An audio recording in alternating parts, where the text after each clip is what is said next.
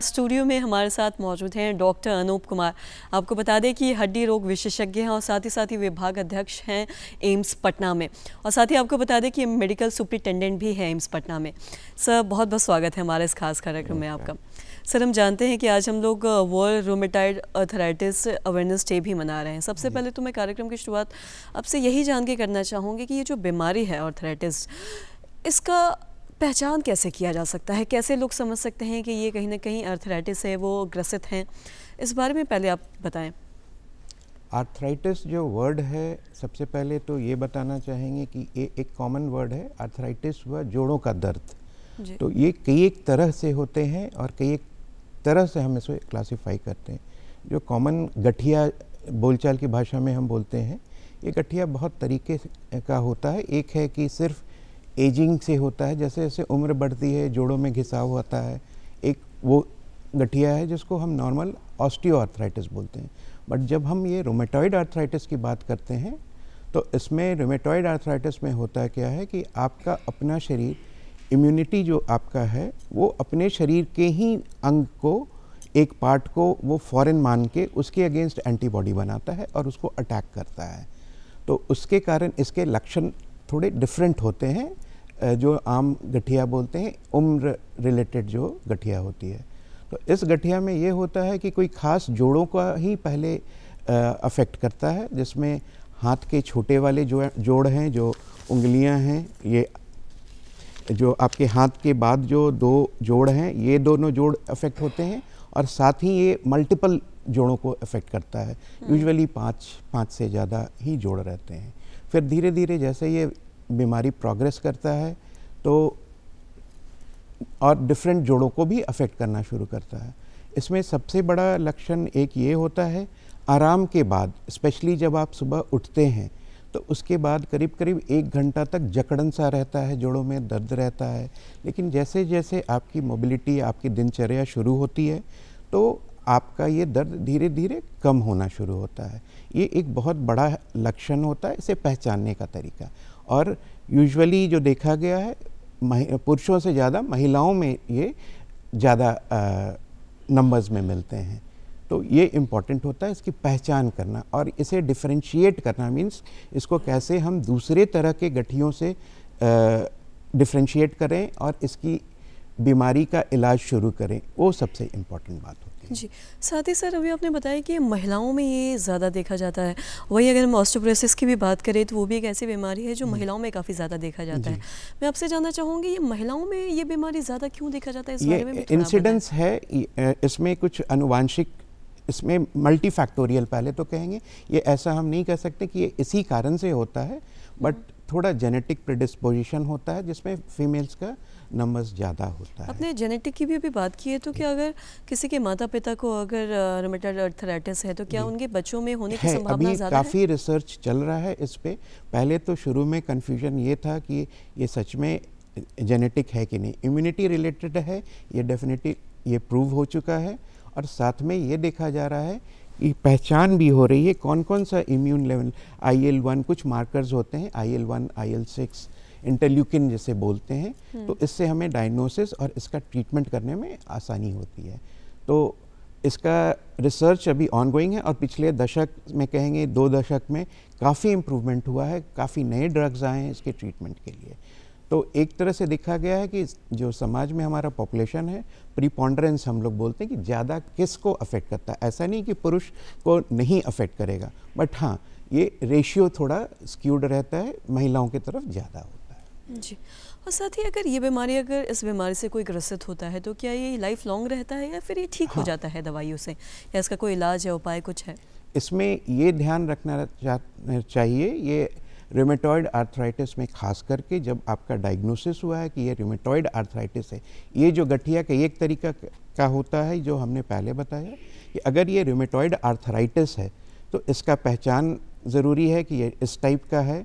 उसके बाद इसके पर्टिकुलर मेडिसिन होते हैं जो लाइफ लॉन्ग होते हैं। क्योंकि इम्यूनिटी इसमें इन्वॉल्व है, तो होता क्या है कि आपका बॉडी ही एंटीबॉडी बना रहा है अपने एक पार्ट के लिए, तो उसे सप्रेस करके रखना ज़रूरी होता है। और ये लाइफ लॉन्ग इसका दवाई चलता है और दूसरा ये होता है कि इसे समय समय पे आपका डॉक्टर जो है वो इसके डोजेस को कम बेसी करते हैं, या फिर उसमें कुछ दवाइयों को घटा के, हो सकता है सिर्फ मेंटेनेंस में आप 1 या 2 दवाई पे चल रहे हैं।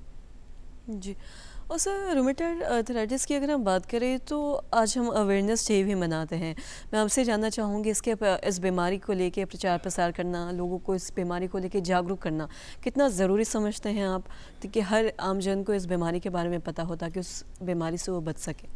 ये जागरूकता इसलिए फैलाई जाती है कि हम लोग को ये जानना ज़रूरी है कि इसकी जो दवाइयाँ हैं इसे आपको लाइफ लॉन्ग खाना है। जैसे एक बार डायग्नोज हो जाता है कि आप डायबिटिक हैं, आप इंसुलिन से डिपेंडेंट हैं, तो आपको ये दवाई दिया जा रहा है आपके शुगर को कम करने के लिए, ये आपको ज़रूरत लाइफ लॉन्ग है।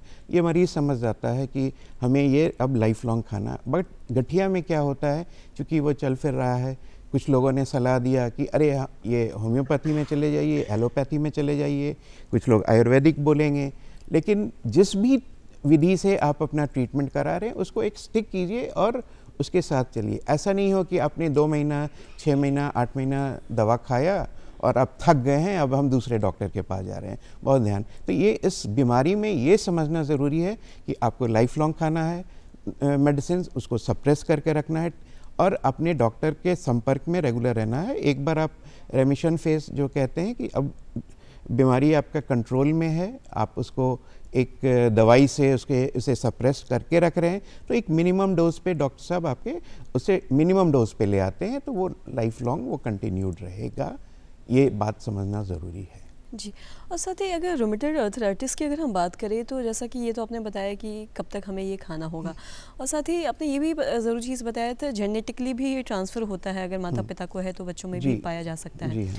मैं आपसे जानना चाहूँगी, अगर इसके ये जो बीमारी है क्या ये किसी भी उम्र में किसी को भी हो सकता है, या फिर कोई किसी उम्र में, उम्र दराज लोगों में देखा जाता है, बच्चों में देखा जाता है? यूजुअली ये देखा जाता है कि कम उम्र में शुरू होता है, जैसे हमने ये रूमेटॉइड आर्थराइटिस बोला, उसी तरह बच्चों में भी पाए जाने वाला एक आर्थराइटिस एक अलग ग्रुप होता है, उसके स्पेशलिस्ट अलग होते हैं।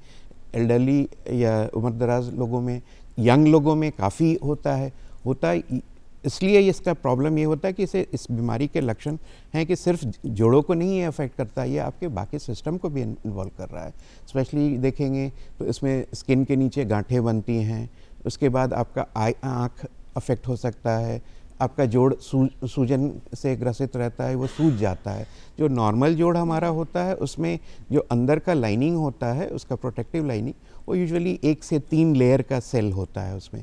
बट इस बीमारी के कारण क्या होता है, आर्थराइटिस के कारण वो लेयर काफ़ी मोटा हो जाता है, वो ऑलमोस्ट 10 से 15 गुना वो बढ़ जाता है। उसके कारण जोड़ों में सूजन रहती है, फिर जोड़ों में दर्द रहता है। जैसे जैसे अगर हम इस बीमारी को निगलेक्ट कर दें, बोले कि ठीक है हम नहीं इसका इलाज कराएंगे, तो क्या होगा, तो अभी तो आपके जोड़ के बाहर वाले लेयर, जिसको हम लोग कैप्सूल बोलते हैं, उसके अंदर के लाइनिंग, तो सिनोवियम, वो अफेक्ट हुआ, फिर धीरे धीरे आपके हड्डी को अफेक्ट करेगा, आपके कार्टिलेज को अफेक्ट करेगा और कार्टिलेज इरोड करेगा। जो चिकनाई है वो धीरे धीरे ख़त्म होते जाएगी और साथ में वो बोन तक पहुंच जाएगा। जब वो बोन तक पहुंच गया और जब आप चलते हैं, बोन आपस में रगड़ाता है तो काफ़ी दर्द होता है। तो इसके निवारण के लिए फिर आप जॉइंट रिप्लेसमेंट के लिए की नौबत आ जाएगी। तो ये होता है कि नॉर्मली जो ऑस्टियो आर्थराइटिस है, उम्र के कारण जो आर्थराइटिस है, वो रिप्लेसमेंट, आपको जॉइंट रिप्लेसमेंट एक पर्टिकुलर एज, यूजुअली 55, 60, 65 के बाद पे ज़रूरत पड़ती है। इसमें काफ़ी यंग में एज में ही आपको 30 के एज में, 25 के एज में आपको ज़रूरत पड़ने लगती है। और ये ऐसा नहीं है कि एक बार सर्जरी किया हमने और वो लाइफ लॉन्ग चलेगा, नहीं। अब इम्प्लांट जो लगा रहे हैं हम, प्रोस्थेसिस जो आर्टिफिशियल सरफेस हम उसमें क्रिएट कर रहे हैं। जॉइंट रिप्लेसमेंट की भी बात की है, तो अगर हम रूमेटॉइड आर्थराइटिस में अगर जॉइंट रिप्लेसमेंट किया जाता है तो क्या इससे ये ठीक हो सकता है या फिर इतना कारगर? जॉइंट रिप्लेसमेंट सिर्फ हम उसके सरफेस को हेल्प कर रहे हैं, उसको नया सरफेस दिए हैं, बट बाकी जो डिजीज़ प्रोसेस है वो तो चल रहा है, उसे दवाइयों से ही सप्रेस किया जाता है। और समय पे अगर हम इलाज शुरू करते हैं, दवा को निरंतर हम जैसे बोला जाता है वैसे खा रहे होते हैं, तो इसमें ये एडवांटेज होता है। जो डिफॉर्मिटी है, जैसे गठिया में आप देखते होंगे चूँकि समाज में आप देखते होंगे कि लोगों का कि हाथ बिल्कुल टेढ़ा हो गया, उंगलियां टेढ़ी हैं और ये है, तो ये है कि नेग्लेक्ट होने के कारण ये स्टेज आता है। अगर समय पे हम उसकी दवाइयाँ और उसके ट्रीटमेंट को शुरू कर दें, उसको स्टिक करते हैं, रिलीजियसली उन दवाइयों को खाते हैं, तो हम डिफॉर्मिटी को काफ़ी हद तक डिले कर सकते हैं। और ये जब डिले होता है तो आपको जॉइंट रिप्लेसमेंट और ये सब का ज़रूरत नहीं पड़ता है। ऑलमोस्ट दवा के सहारे आप नियर नॉर्मल ज़िंदगी व्यतीत कर सकते हैं। उनकी लॉन्जिविटी भी ऑलमोस्ट सिमिलर होती है नॉर्मल पॉपुलेशन की।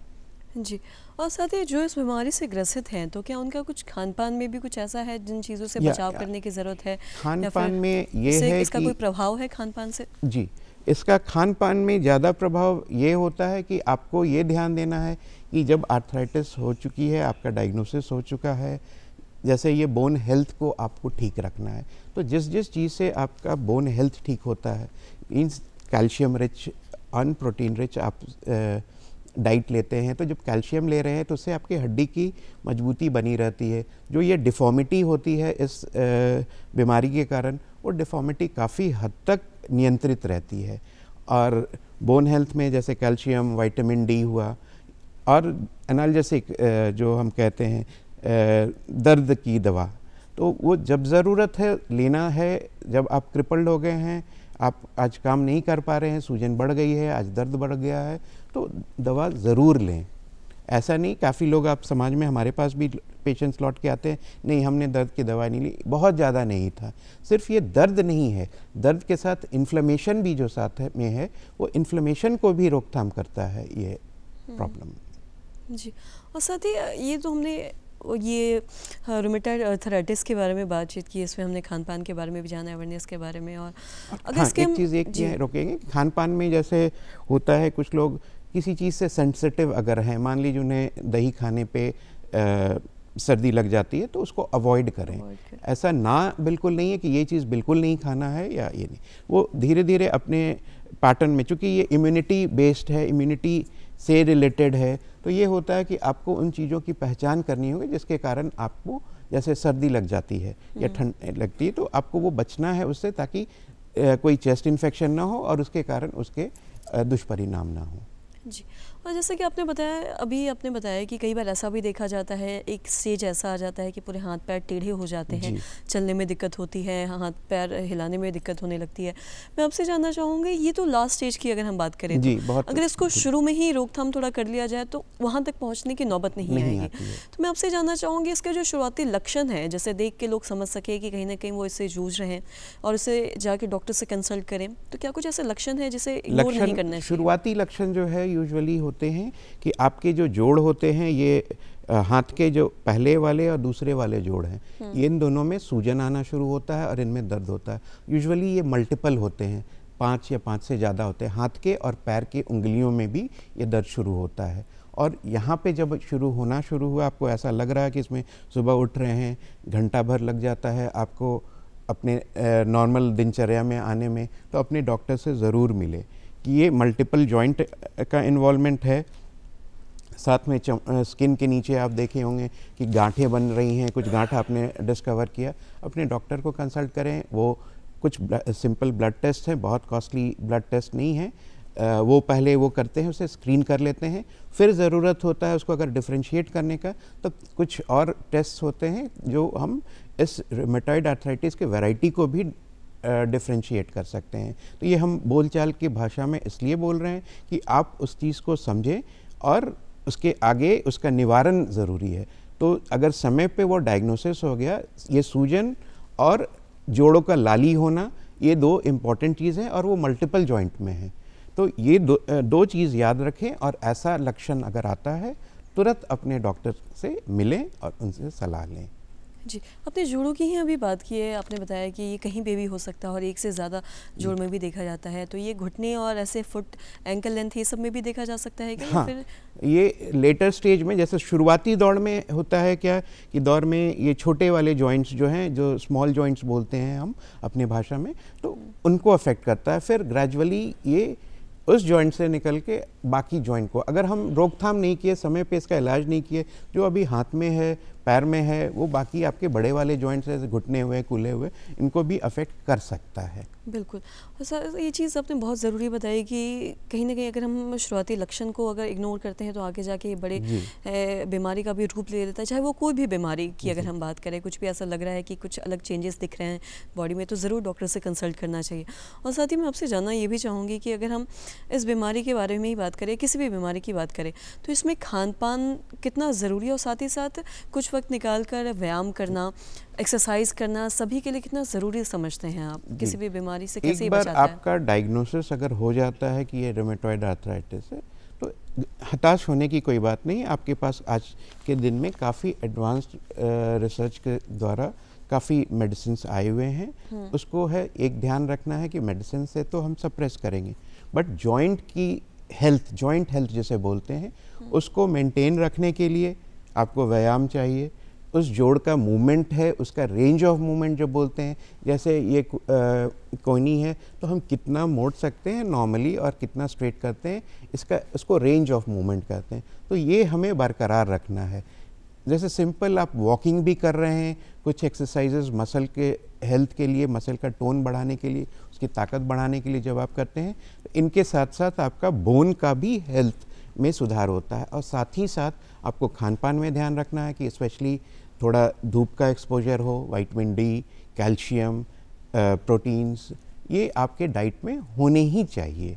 तो जब आप जो भी अगर स्टेरॉइड चल रहा है, बहुत सारे केसेस में स्टेरॉइड भी दिया जाता है एक्यूट केसेस में, जिससे वो बीमारी को कंट्रोल करने के लिए स्टेरॉइड चल रहा है, तो उसके साथ ये बहुत ही ज़रूरी है कि आपका कैल्शियम सप्लीमेंटेशन साथ में वो बना रहे, ताकि आपके बोन हेल्थ, क्योंकि बोन जो है वो आपका फ्रेमवर्क है, पूरे शरीर को वो कैरी करने के लिए एक फ्रेमवर्क है जिसके इर्द गिर्द आपकी मांसपेशियां लगी हुई हैं और वो आपको मोबिलिटी देती है। बिल्कुल सर। तो इसलिए हमें किसी भी बीमारी का जो सिम्टम्स होता है, जो लक्षण होता है, खासकर शुरुआती लक्षणों से इग्नोर बिल्कुल नहीं करना चाहिए, वरना आगे जाके वो ऐसा भी रूप ले लेता है जिसका निवारण करना बड़ा मुश्किल हो जाता है। इसलिए अगर हम शुरू में ही इसका इलाज करवा लेते हैं, डॉक्टर से मिल लेते हैं, तो कहीं ना कहीं आगे जाने से या फिर एक लास्ट स्टेज पे पहुंचने से हम बच सकते हैं। और साथ ही साथ सर, जैसा कि हमने शुरू में ही ये बातचीत की थी कि आज हम रूमेटॉइड आर्थराइटिस अवेयरनेस डे मना रहे हैं, तो जाते जाते हमारे कुछ दर्शकों को मैसेज देना चाहेंगे इस बीमारी से रिलेटेड? ये रूमेटॉइड आर्थराइटिस का सबसे इम्पॉर्टेंट इस अवेयरनेस वीक या मंथ कहें तो मैसेज ये होगा कि इसे इग्नोर ना करें। जैसे ही ये डायग्नोस होता है, अपने डॉक्टर के सलाह लें और बहुत फ्रीक्वेंटली डॉक्टर नहीं बदलें, क्योंकि बहुत सारे लोग आपको ये सलाह देंगे कि अरे हमें वो गठिया था, हम उस डॉक्टर के पास गए, वहाँ तो बिल्कुल ठीक हो गया, इतनी जल्दी ठीक।